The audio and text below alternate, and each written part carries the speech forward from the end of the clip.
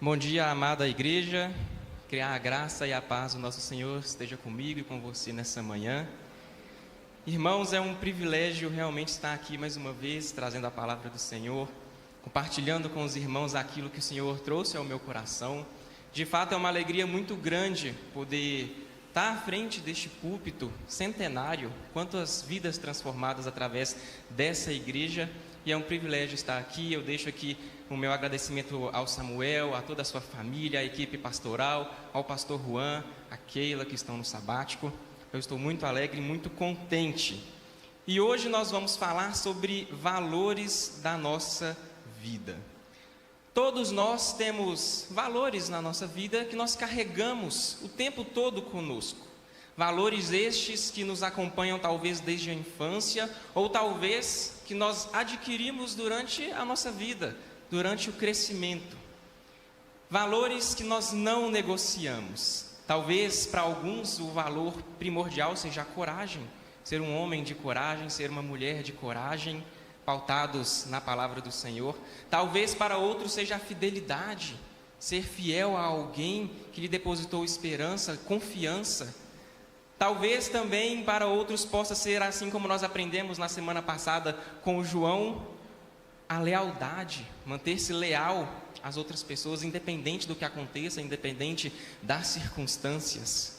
Fato é que todos nós temos valores que são inegociáveis na nossa vida, valores que vêm da palavra do Senhor, da Escritura, do coração do Pai. E hoje nós vamos continuar falando sobre valores da nossa vida, e nós vamos falar sobre constância, o valor da constância. Constância, irmãos, definido pelo dicionário Aurélio, seria como persistência, insistência, obstinação, fidelidade, estabilidade nos sentimentos. São algumas definições para constância. E a constância, ela é uma virtude, é algo bom, é algo que parte de Deus, é um atributo comunicável do nosso Deus, que Ele também comunica a nossa constância. Na Bíblia nós temos diversos exemplos de constância. Talvez você possa se lembrar de Noé, que foi constante na construção da arca, em um momento em que não havia chovido ainda na terra, um exemplo de constância. Talvez você pode se lembrar de Jonas, uma pessoa que foi, a princípio, constante na desobediência, mas que depois mudou a sua trajetória para a obediência. Você pode se lembrar de José, mesmo na terra do Egito, longe de toda a sua família, ele foi constante ao Senhor, e ele foi depositado a confiança como um governador do Egito. Ele foi constante. Talvez você possa se lembrar dos discípulos de Jesus no Novo Testamento, todos constantes e muitos entregando a sua vida, morrendo em prol do Evangelho. E talvez o maior exemplo de constância é o nosso Senhor Jesus. Aquele que, em constante obediência ao Pai, fez aquilo que Deus a princípio pediu e não o que Ele queria. Pai, seja feita a tua vontade e não a minha, foi o que Cristo nos disse. E Ele foi constante até a morte, e morte de cruz por mim e por você. Irmãos, hoje nós vamos falar a respeito de um outro personagem bíblico, não é nenhum destes, mas que também nos ensina muito sobre constância. E para isso eu convido os irmãos a abrirem comigo a Bíblia no segundo livro de Reis, no capítulo 18.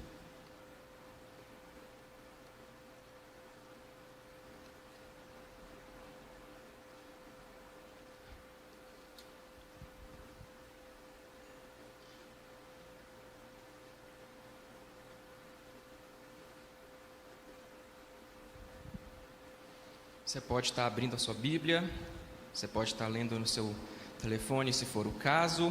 Vai ter aqui no telão também. Só não deixe de acompanhar o texto. Nós vamos ler os versos 5 e 6. Diz o seguinte, a palavra do Senhor, 2 Reis 18, 5 e 6. Ezequias confiou no Senhor, Deus de Israel, de maneira que não houve ninguém como ele entre todos os reis de Judá, nem antes, nem depois dele.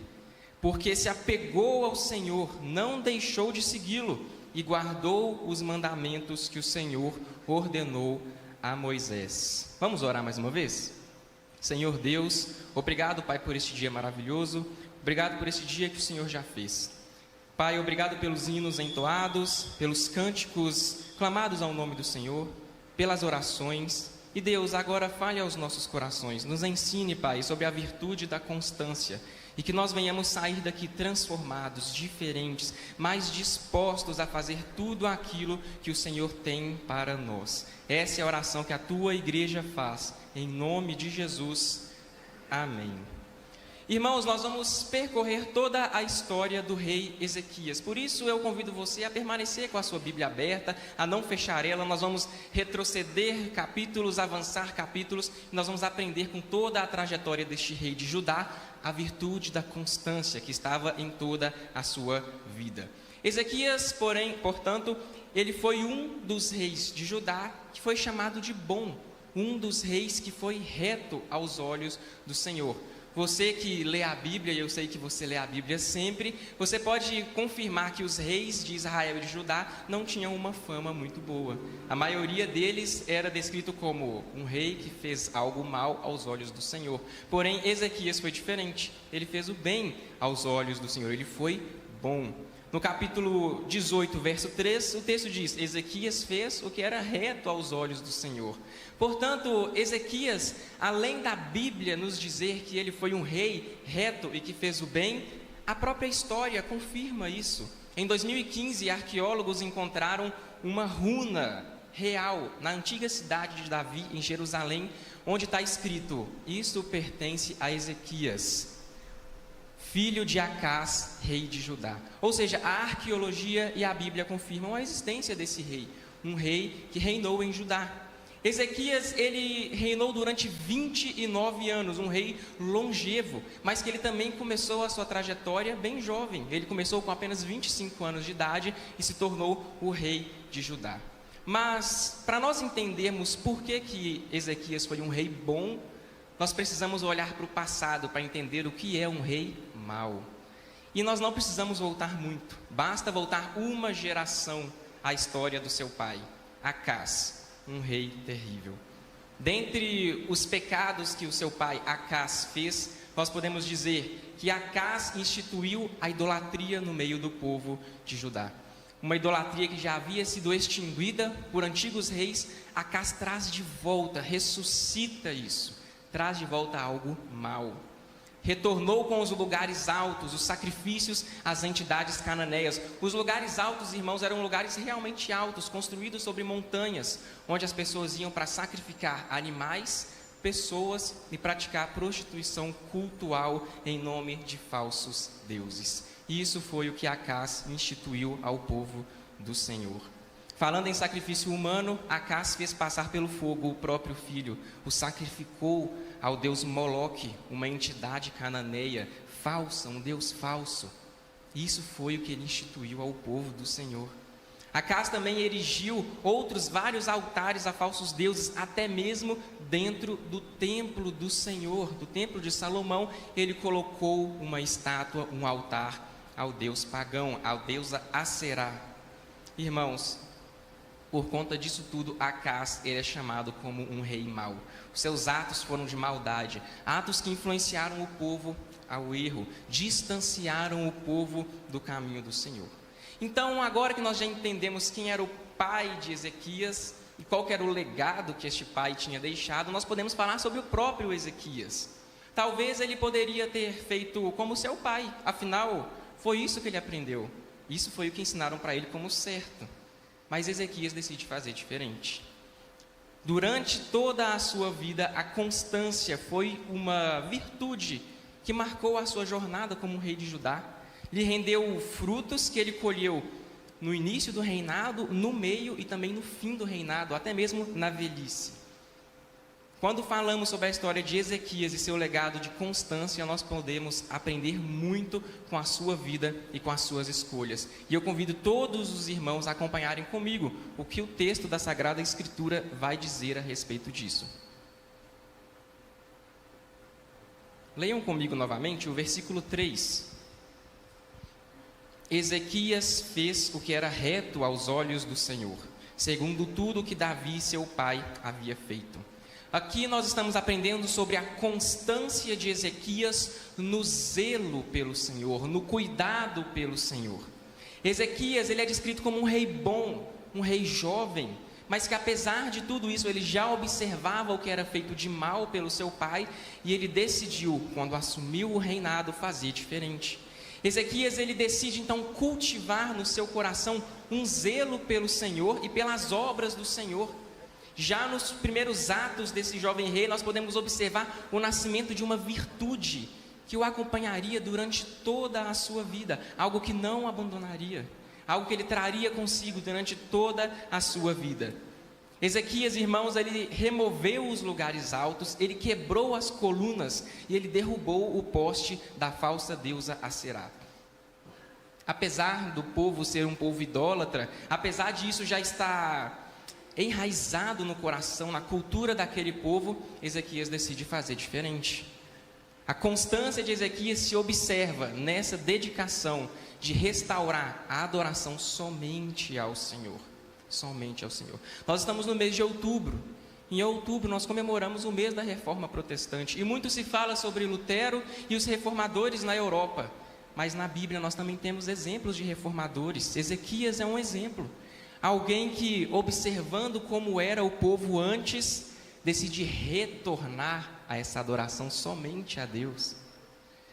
Remover os lugares altos, irmãos, foi um ato de coragem. Somente alguém que tem zelo pelo Senhor poderia fazer. Todos os reis que vieram antes de Ezequias, sendo bons ou ruins, nenhum teve a coragem de destruir os lugares altos. Mas Ezequias foi e fez. Por quê?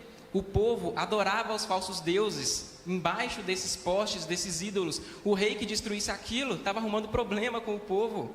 Mas Ezequias não estava se preocupando com isso. O que ele queria era retomar o culto somente a Deus, somente a Deus. Através desse ato que Ezequias realiza, nós podemos aprender que aqueles que são constantes na busca pelo Senhor fazem o que é certo aos olhos do Senhor. Ezequias não quis saber o que o povo pensava, ou o que os conselheiros reais teriam a dizer a ele sobre a sua reforma religiosa. Ele apenas fez o que era correto, ele não pensou duas vezes. Irmãos, quando nós somos convocados pelo Senhor a fazer o certo, mesmo que seja contra tudo o que os outros fazem, nós devemos ser constantes, obstinados no objetivo que Deus nos deu. A semelhança de Ezequias naquela época, hoje também nós somos assim. Deus nos chama para fazer algo e nós pensamos: será que eu devo realmente fazer tal coisa? Todos vão me olhar torto. O mundo diz algo, mas Deus pede para eu fazer outra coisa. A quem eu escuto, irmãos? Vamos escutar a palavra do Senhor, vamos escutar a voz do Senhor. Ezequias escutou a voz do Senhor e o povo voltou a adorar somente a Deus. Ezequias poderia ter agido como seu pai, mas ele fez diferente. Ele poderia ter adorado imagens como todos faziam, como era a cultura do lugar, mas ele fez diferente. A destruir os lugares altos como um primeiro ato, Ezequias demonstra para todos que um novo tempo chegou ao reino de Judá e que este jovem rei não procura a aprovação de pessoas, mas sim a aprovação do próprio Deus vivo. Irmãos, assim deve ser a vida cristã. Quando a cultura ensina o errado, nós fazemos o certo. Quando todos mentem, nós nos apoiamos na verdade. Quando todos querem fazer justiça com as próprias mãos, nós oramos ao Senhor e pedimos que Ele tenha misericórdia de nós e haja em nosso favor. O mundo ensina algo, mas o Senhor ensina outra coisa. A quem nós vamos escutar nessa manhã? Irmãos, quando todos reclamam do esposo ou da esposa, ou dos pais ou dos filhos, nós não somos assim. Nós somos gratos a Deus pela pessoa que está ao nosso lado, por aqueles que o Senhor nos deu. Esse é o plano de Deus para o crente em Cristo. O apóstolo já dizia em Romanos: não vivam conforme os padrões deste mundo, mas deixem que Deus os transforme pela renovação da vossa mente. Entretanto, para que nós sejamos renovados na nossa mente, para que este texto de Romanos se torne realidade na nossa vida, é necessário priorizar a constância em nossas vidas. A constância no que, você pode me perguntar? A constância na oração, a constância no jejum, a constância na meditação na palavra do Senhor, na leitura bíblica. Princípios estes tão primordiais para a nossa vida, mas que nós temos negligenciado. Precisamos, irmãos, reafirmar a constância na nossa vida. e assim nós haveremos de alcançar a renovação da nossa mente. Ezequias priorizou a lei do Senhor e de maneira constante ele decidiu reformar o seu reinado, voltando à pureza que existia outrora. A constância de Ezequias, irmãos, também pode ser observada em outros atos que ele fez. Além de remover os lugares altos onde se praticava o sacrifício humano, Ezequias derrubou as colunas e o poste da deusa Aserá. Essa coluna, irmãos, estava dentro do templo do Senhor, dentro da casa de Deus, profanando o templo. E lá, as pessoas praticavam prostituição cultual, porque Aserá era a deusa da fertilidade. Eles acreditavam que ao se relacionar sobre o poste daquela deusa, ela iria abençoá-los com vários filhos, com multiplicação. Irmãos, isso é o que o povo estava fazendo. E Ezequias foi e derrubou os postes de Aserá e os derruba ao solo, como diz a palavra do Senhor. Quando ele faz isso, irmãos, ele está intencionalmente indo contra o pecado daquele povo. Ele percebe que, além de uma autoridade real daquele povo, ele também era uma autoridade espiritual. Ele estava voltando o povo ao culto ao Senhor. Então, somente ao Senhor iremos cultuar na casa dele. Somente ao Senhor eles iriam sacrificar, não a falsos deuses, não a falsos ídolos. Irmãos, eu pergunto a vocês, quais são os postes que nós temos colocado no nosso coração? Quais são os ídolos que têm tomado o lugar do Senhor? E aqui faz-se necessário relembrar aos irmãos que ídolo é tudo aquilo que ocupa o lugar de Deus em nossa vida. Será que tem sido a família? Será que tem sido relacionamentos? Será que tem sido trabalho? Será que tem sido bens materiais? O que será que nós temos priorizado além do Senhor? Irmãos, a prática da constância em nossas vidas deve criar em nós um profundo zelo pelo Senhor, assim como criou em Ezequias. Devemos ser constantes nos cultos, constantes nas células. Quando nós cultuamos ao Senhor, quando nós cultuamos em casa, quando estamos reunidos enquanto família espiritual, nós mostramos ao nosso corpo que ele pertence ao Senhor, que este templo é o templo do Espírito Santo, e não o templo de falsos deuses. Além de remover os ídolos, além de quebrar as colunas, além de fazer tudo isso, no versículo 5 nós vamos ler que Ezequias confiou no Senhor, Deus de Israel, de maneira que não houve ninguém como ele entre os reis de Judá, nem antes e nem depois. Irmãos, quando nós somos constantes nas nossas vidas, não sejamos apenas nas práticas devocionais, nas práticas espirituais, no culto ao Senhor, mas que também sejamos constantes na confiança plena em nosso Deus. O mundo, nós sabemos, ele está cheio de problemas. O Brasil enfrenta diversas crises, você pode muito bem saber, crises políticas, crises econômicas, crises de segurança pública, mas em meio a todo esse caos, em quem nós temos confiado? Em quem nós temos depositado a nossa confiança? Temos confiado no partido A, no partido B, no político A, no político B? Ou nós temos confiado naquele que, segundo a palavra, morreu, mas ressuscitou ao terceiro dia? Aquele que foi ao Hades e tomou as chaves do inferno? Em quem nós temos confiado, irmãos? Ezequias confiou no Senhor, de modo que ninguém havia feito antes e ninguém havia feito depois. Ele nos ensina que quando nós somos constantes na confiança em Deus, acontece o que está no verso 7, e você pode ler na sua Bíblia. O Senhor estava com ele, e ele teve êxito em todos os seus empreendimentos. Irmãos, que nessa manhã nós possamos aprender a confiar apenas no Senhor, a sermos constantes nas práticas devocionais, a sermos constantes no culto ao Senhor, mas também constantes na confiança plena em nosso Deus. Ezequias nos mostra, logo no começo do seu reinado, que ele teve constância no zelo pelas coisas do Senhor, e nós aprendemos também que nós precisamos ter essa mesma constância todos os dias das nossas vidas. Amém?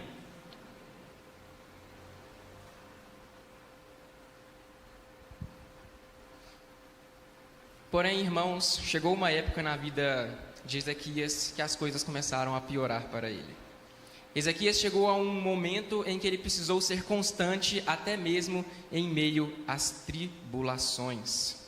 Aconteceu, irmãos, que Senaqueribe, o rei da Assíria, um poderoso império vizinho, na verdade, o mais poderoso império daquele momento, ele decide invadir Judá. Ele decide invadir todo aquele reino e conquistar cada cidade uma por uma. Ezequias, então, num completo alvoroço, ele retira todo o ouro, toda a prata do templo do Senhor e entrega como uma oferta a esse rei, Senaqueribe, para aplacar a ira dele. E aí eles firmam um acordo, um tratado, uma aliança, de não brigarem um com o outro, de não guerrearem. Acontece, irmãos, que quando Ezequias entrega o ouro e entrega a prata, Senaqueribe não obedece. Ele rompe o tratado e vai com seu exército ao encontro de Judá. E aí, irmãos, quando ele se encontra em Jerusalém, a capital de Judá, uma cidade fortificada por enormes muralhas, quando o poderoso império chega, ele manda uma carta. Senaqueribe, o rei da Assíria, escreve uma carta ao rei. E ele diz o seguinte: de todos os deuses destes países, quais foram os que livraram as suas terras das minhas mãos? Então, como o Senhor poderá livrar Jerusalém das minhas mãos? Irmãos, percebam o orgulho, a altivez desse rei. Senaqueribe, ele não afronta apenas Ezequias, ele afronta o próprio Deus. Eu invadi todos os reinos, ninguém me parou. Nenhum Deus me parou. Por que o seu Deus será diferente? Por que ele irá me parar? Irmãos, só que tem um porém que Senaqueribe não sabia. Todos os reis que ele havia derrotado e todos os deuses que ele havia derrotado eram deuses falsos. Mas quando ele decide invadir Jerusalém e Judá, ele se defronta com o próprio Deus vivo, o nosso Deus, que vive hoje em nossas vidas. Diante desse caos, onde o reino estava sem recursos, porque o rei tinha entregado todo o ouro, uma vez que todo o povo estava descrente do seu rei e do seu Deus, afinal, um rei vizinho nos afronta, Judá, ou melhor, Ezequias, mais uma vez nos mostra o poder da constância. O rei, ele não se desespera. Quando ele se depara com essa situação, a palavra vai nos dizer que ele pega a carta e ele vai até o templo, até a casa do Senhor. Você pode acompanhar comigo nos versos 14 e 15. Ezequias recebeu a carta das mãos dos mensageiros e a leu. Então Ezequias subiu à casa do Senhor e a estendeu a carta diante do Senhor. E Ezequias orou diante do Senhor. Irmãos, quantos de nós todos os dias não somos cercados por problemas da vida? Contas a pagar, boletos a vencer, o emprego por um fio, o casamento que não vai bem. Muitos são os exércitos que nos cercam diariamente, testando a nossa fé, nos provando para ver se realmente nós temos confiança no nosso Deus, nos pressionando, assim como Senaqueribe fez com Ezequias. Talvez você esteja passando hoje mesmo por intempéries na sua vida, por problemas que testem a sua fé.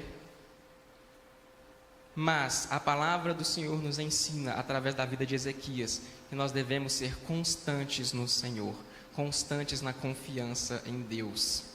Ezequias podia ter pranteado, ele poderia ter rasgado as suas roupas em sinal de luto e tristeza, ele poderia ter colocado a culpa em Deus, como muitas pessoas até mesmo fazem nos dias de hoje, mas não. A Bíblia nos mostra que Ezequias leu a carta, ele a pegou e a levou ao templo, e lá ele entregou essa carta a Deus e orou, e ali ele orou ao Senhor. Em primeiro lugar na vida de Ezequias estava o Senhor Deus. Em primeiro lugar, o primeiro ato que ele faz do seu reinado é estabelecer o culto ao Senhor. A primeira coisa que ele faz quando o seu reino é invadido e afrontado é orar ao Senhor. Deus tinha a primazia na vida de Ezequias. Queridos, eu não sei quais são os problemas que estão batendo nos muros do seu coração, mas o que eu aprendo nessa manhã com a vida de Ezequias é que devemos confiar primeiro a Deus, apresentando ao Senhor as nossas causas. Quando as contas, irmãos, não fecham no fim do mês, apresente as suas finanças ao Senhor, peça a Ele discernimento, que te ensine a ser um bom administrador, a ser um bom mordomo daquilo que Ele te entrega. Quando caluniam de você no seu trabalho, na sua escola, na sua faculdade, irmãos, apresente ao Senhor, ore ao Senhor, peça a Deus que te use na vida daquelas pessoas que caluniam de vocês. Irmãos, quando nós nos deparamos com tristezas, com depressões, com tribulações, nós devemos fazer, assim como ensina o Salmo 51, um coração quebrantado e contrito, Deus não despreza. nós venhamos, irmãos, quebrantar os nossos corações diante de Deus como um ato de adoração, como um ato de entrega, de dedicação ao nosso Deus, assim como Ezequias fez. Ezequias, mesmo diante do mais terrível problema, quando o seu reino, seu esforço, seus amigos, sua família, tudo estava por um triz, ele foi confiante no Senhor, ele decidiu orar ao nosso Deus. E o resultado, irmãos, o resultado desse ato, nós podemos ler no versículo 34, diz o seguinte: porque eu defenderei essa cidade para a livrar, por amor de mim e por amor de meu servo Davi, disse o Senhor.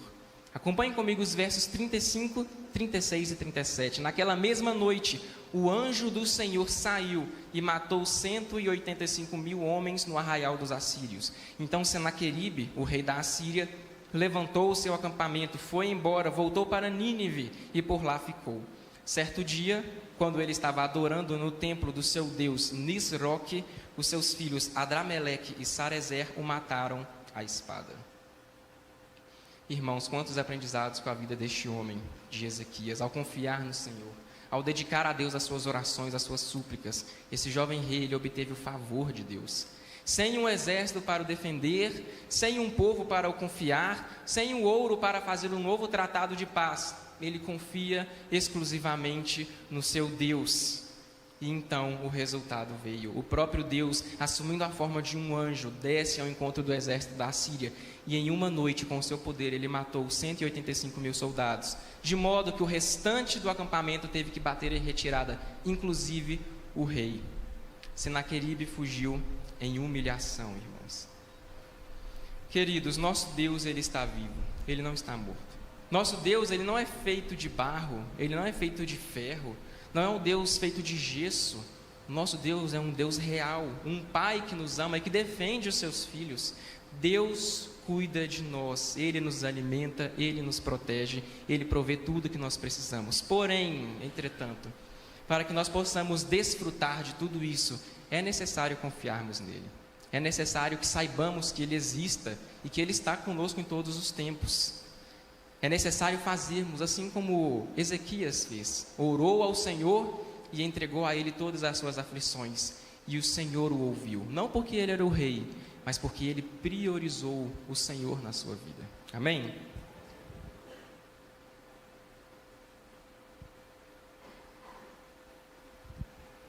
Nós já aprendemos que no começo do seu reinado, Ezequias restaurou a adoração a Deus. Ele priorizou o Senhor e foi constante no zelo. Nós aprendemos, em segundo lugar, que ele foi constante na confiança. Mesmo diante da tribulação, ele continuou adorando ao Senhor e orou a Ele. E isso foi no início e no meio do seu reinado. Mas também no fim do seu reinado, Ezequias ainda pode nos ensinar algo mais. Ele nos ensina a constância na honra ao Senhor. Acompanhe comigo no capítulo 20, nos versos 1 a 3. Por este tempo, Ezequias adoeceu de uma enfermidade mortal. O profeta Isaías, filho de Amós, foi visitá-lo e lhe disse: assim diz o Senhor, ponha em ordem a sua casa, porque você morrerá, você não vai escapar. Então Ezequias virou o rosto para a parede e orou ao Senhor, dizendo: ó Senhor, lembra-te de que andei diante de ti em fidelidade, com coração íntegro, e fiz o que era reto aos seus olhos. E Ezequias chorou amargamente. Irmãos, a vida deste rei foi um exemplo de como nós devemos andar nos nossos dias. Desde a busca por reformar o templo do Senhor, a restauração das práticas espirituais, a confiança a Deus, mas agora, mesmo no leito de morte, ele ainda nos ensina algo mais sobre constância. Ao receber a notícia do profeta Isaías, o mesmo profeta Isaías que tem o livro dele na Bíblia, Ezequias, ele não se dirige a resposta ao profeta, ou seja, o profeta vai ao seu encontro e te dá a notícia de morte, mas ele não debate com o profeta, pelo contrário, a palavra diz que ele vira o rosto para o canto, para a parede, e em sinal de humilhação e vergonha, ele ora ao Senhor. Mais uma vez, Deus é o primeiro na sua vida. Mesmo diante de notícias aterradoras, ele se lembra do Senhor. E em sinal de humilhação, ele esconde o seu rosto e vira ao Senhor. Por quê, irmãos? Apesar dele ser um rei bom, ele era pecador. Apesar de ser um rei que fez grandes coisas pelo Senhor, ele ainda errava. E por causa disso ele vai fazer uma petição ao Senhor, um pedido ao Senhor, e por isso ele precisou se humilhar. E ele pede: Senhor, se lembre de como eu vivi. Lembra-te, Pai, dos meus caminhos, caminhos bons, fiéis ao Senhor, é o que ele diz. Irmãos, em um tempo onde as pessoas estão cada vez mais independentes, onde muitas pessoas nem sequer acreditam mais no nosso Deus, em um tempo onde é cada um por si, onde o individualismo está tomando a vida das pessoas, é mais do que tempo de virarmos o rosto para o canto e priorizarmos o nosso Deus e nos lembrarmos que existe um Deus a quem nós prestamos conta. Existe um Deus a quem nós podemos fazer pedidos. Existe um Deus que tem que ser o primeiro na nossa vida, antes de todas as coisas. Irmãos, precisamos nos inspirar no exemplo de Ezequias, um rei de Judá, que possuía os melhores médicos, que possuía os melhores medicamentos da época, que possuía tudo do bom e do melhor, mas ele não quis saber disso. Ele se virou para o seu Deus e a ele suplicou a ajuda, a ele pediu o socorro. Ezequias, irmãos, ele honra ao Senhor, até mesmo quando ele está diante do final da sua vida. Ele não procura a ajuda de homens, mas ele clama ao Senhor, mostrando que Deus era de fato o primeiro.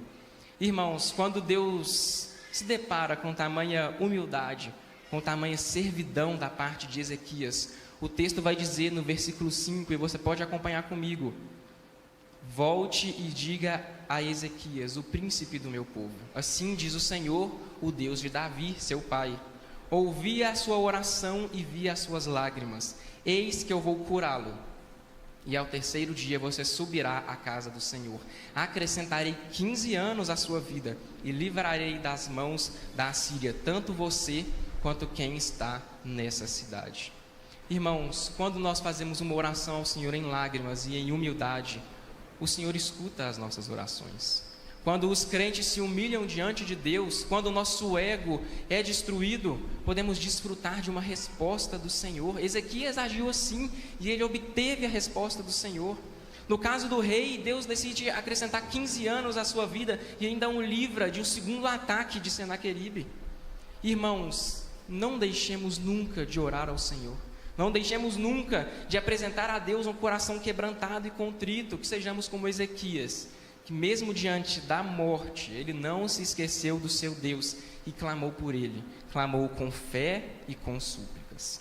Que quebremos, irmãos, nessa manhã, todo ídolo de autossustento, todo ídolo de individualismo, tudo aquilo que nos torna independentes de Deus, mas que nós possamos perceber que é Deus quem dá a vida e quem tira. É Deus quem mantém, mas que retém.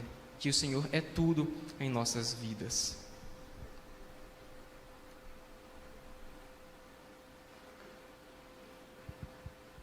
Irmãos, o exemplo de Ezequias realmente ele é poderoso e inspirador e ele nos desafia todos os dias. Mas a história dessa redenção, ela não se finda em Ezequias, ela continua. Ela na verdade é como uma seta que aponta para algo maior. Um rei do Antigo Testamento aponta para um rei maior do que todos os reis, o nosso Senhor Jesus Cristo, infinitamente maior. O Senhor Jesus, que para o cumprimento perfeito de toda a constância e fidelidade, obedeceu ao nosso Deus. Irmãos, se Ezequias teve zelo para purificar um templo construído por mãos humanas, o Senhor Jesus purificou os nossos corpos, que são templos do Espírito Santo. Irmãos, Jesus, ele não apenas derrubou os ídolos externos, como Ezequias fez, mas ele quebrou todo o poder do pecado que nos acorrentava e nos mantinha distantes do nosso Pai. Ezequias, irmãos, enfrentou o exército de Senaqueribe e clamou por livramento. Jesus, ele enfrentou os exércitos do inferno, o peso do pecado de toda a humanidade. Tudo isso pregado na cruz por mim e por você.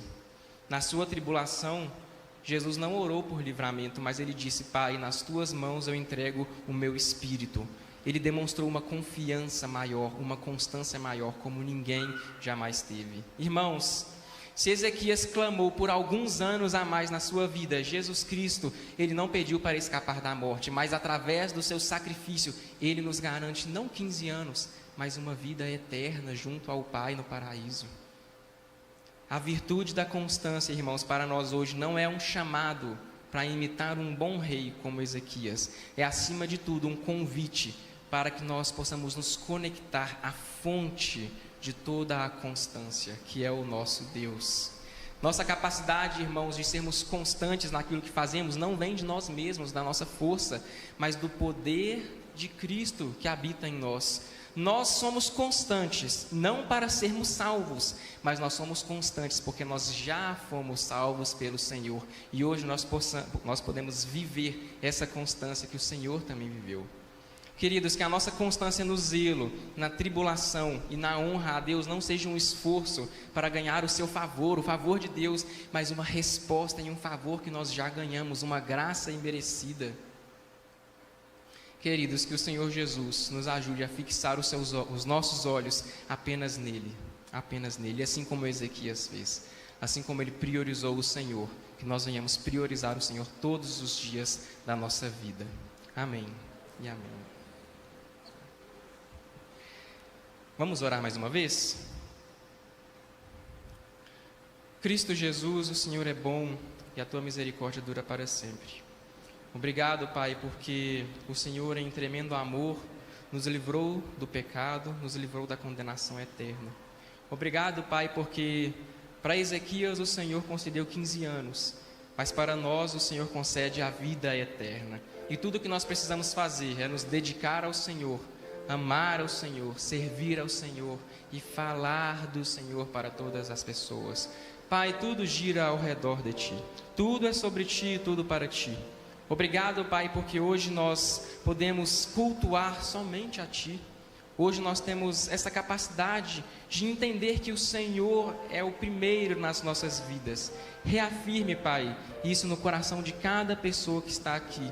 E que nós possamos sair daqui, Pai, diferente de como entramos.